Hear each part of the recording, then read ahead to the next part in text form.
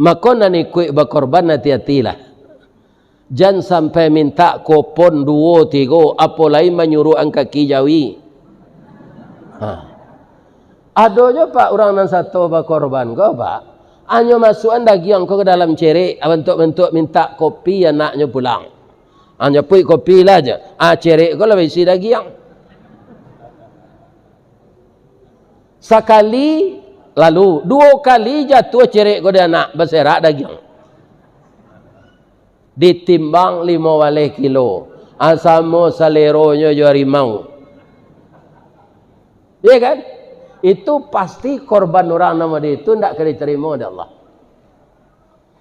Walaupun bapak membeli sapi, ada namanya sapi simetal gini, itu ada dagingnya nala biasa ton.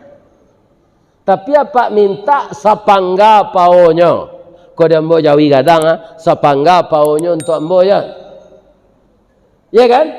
Maka itu korban tidak akan diterima Allah.